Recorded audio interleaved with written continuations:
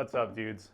I'm Tom P, and I'm back with a bike check on my Kona Honzo Ti single speed, because I think it's wicked important that everybody know what a middle-aged, retired, semi-professional bicycle racer is riding. Everybody needs to know that. I thought this would be a good companion to my Single Speed 101 video. Got a lot of questions about the bike, so I figured now is the time. All right, so first off, I think it's got to be about 5 years old at least now, but it's a Kona Honzo Ti frame. I've got a wicked burly RockShox Pike on the front, set up at 150, dude.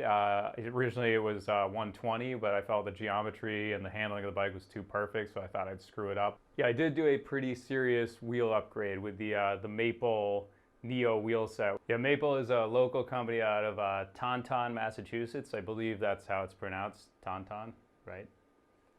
And I think they're a really good value for carbon wheels. They're the first carbon wheels I've ever had, and just my impression of carbon wheels is that they're very stiff and very accurate. And then I think people worry about them being too stiff, but I run a 2.6 tire, and with a Vittoria airliner, so there's plenty of cush there. So there's no feel of stiffness vertically, but then when it comes to lateral stiffness, just super accurate, and you can just, carve up corners like a scalpel, dude. The Maple wheels are 32 millimeter inner diameter rim width, and that allows me, I can run from a 2.35 up to a 2.6. My personal preference is the 2.6, more on that in a minute. Went with the i9, Industry 9 Hydra hub, which is a huge upgrade for me.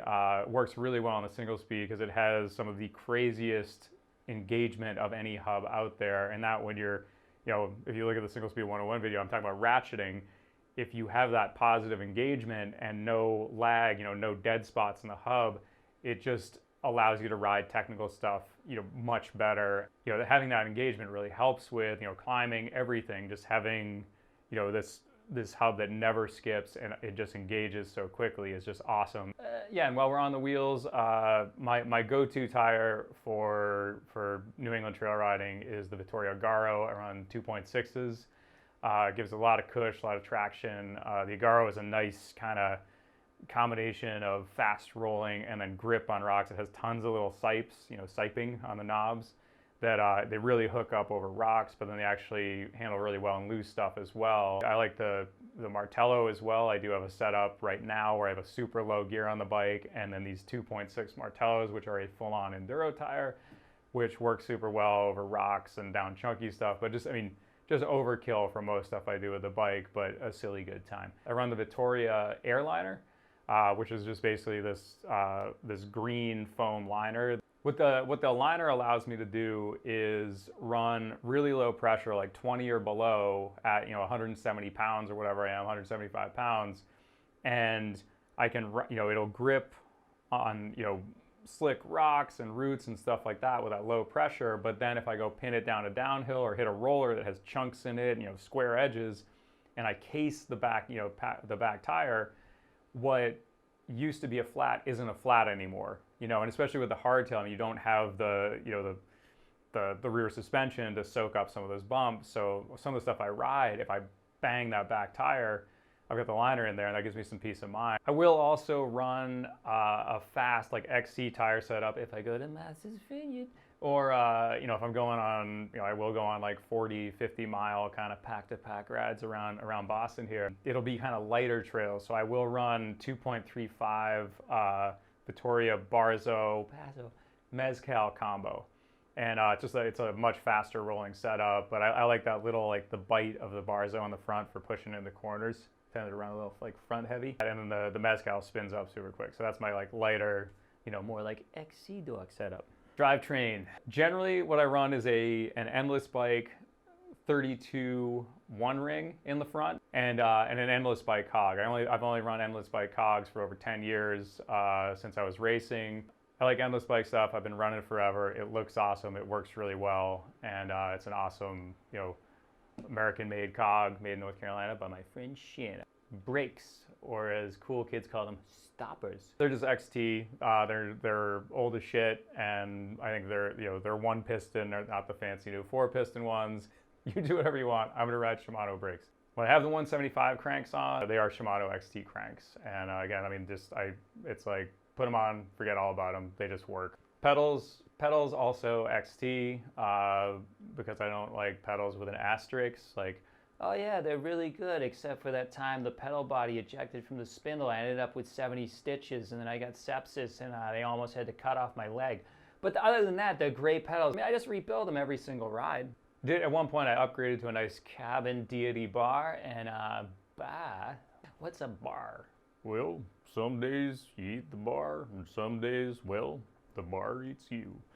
I think they came at 785 width. Over that, it's just stuff around here is too tight.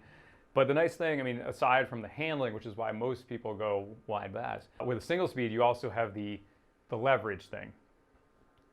So having a wider bar, like I've had 800s on, and man, it feels good. I can't run them where I ride. So 75 seems to be the kind of the happy place. Bell, got to have a bell on a single speed. Got a Lezine or however you say it, bell. It's pretty nice. You got to have a bell on a single speed so you can ding it at all the walkers who have two headphones in. They're listening to Drake so loud they can't freaking hear you coming, and so then you end up riding past them after dinging and saying, hey, on your left, coming up behind you, and then they scream at you. Anyway, I can't do the two headphone thing because I just have like too much of a self-preservation instinct or whatever, where I feel like I need to hear the T-Rex or the axe murderer coming. Got an I-9 stem, basically for aesthetics. It just looks wicked hot and kind of, went with the whole orange motif. I think it's a 50 mil. Feels good to me. Got a SDG dropper on there. Guys at JRA Cycles recommended that thing, and it's been awesome. It retails for about 275 bucks or something, and it's been super reliable. It's got a ton of travel. I forget, is it 175 or something? But anyway, it's it goes all the way down. It's like down to my top tube, turns the thing to a BMX bike. It's not affected by cold weather like a lot of the other droppers I've used. Super solid, nice lever feel with a stock lever. Yeah, nothing bad to say about that thing. WTB Volt saddle. I've ridden WTB by choice for as long as I can remember. They just work for my butt, and I like them. Oh, I cannot forget to mention the King Cage. I have a few of these things. They're all over 10 years old, and they have never dropped a bottle. Yes, they're a little bit pricier. They are titanium, but so is the bike. When I was in Durango, Colorado, in 2009, for Single Speed Worlds, I stayed with Ron Andrews, who is Mr. King Cage, and he actually made me some King Cages right on the spot, right? So they are handmade by Ron. Ron's awesome, just, old school legend mountain bike guy. And they're expensive, but they're handmade in the US. Chain, I use a SRAM 9-speed chain, just the nicest one I can get. I've just been running them forever. Long story short, I like the 9-speed chain. They don't break. I will say, of like anything on a single speed, the chain, you want a fresh chain. You want to make sure you check your chain wear, and when it's at the beginning of the wear, you want to replace it, because you do not want to have that chain break when you're in like a high torque situation trying to crank up something, because it's just, you're putting so much force on it. If you have a chain checker, check it. If you bring it to the bike shop, have them check it and preemptively replace it. It's also going to extend the life of your drivetrain. King headset, set it and forget it. It's like King, whatever. It's a headset, it's expensive, but it's probably gonna last the lifetime of the bike. Grips, who cares? No, they're lizard skins, and they're custom JRA ones, and they're dope. Yes, I have a suspension fork on my single speed. My bike needs to have suspension because my body doesn't. I've got 10 out of my 12 thoracic vertebrae. They're fused, and so basically, like, from here up moves. So it's basically like a tether ball at the end of its tether. That's my head. Because my head's it's like a bobblehead, it's just gonna come off. So I need that little bit more fork. That's why I like the 150 over the 120. Having that extra bit of cush to save my ass in certain situations is key, and just take some of the abuse off my neck. I mean, I've just always felt like I have used and raced on a rigid fork, and it's just a tough guy contest. I want no part of, dude. I don't I don't know many people who would ride rigid forks on the stuff I ride. So if you're riding on your little carriage pass, whatever, go nuts with your rigid fork. The stuff I ride and the physical situation I have, I'm riding a suspension fork, and I don't want to hear about it. All right, I think that's more than enough about my stupid old man bike setup, and I hope you found it informative. And I will see you guys in the next video. All right, thanks for watching.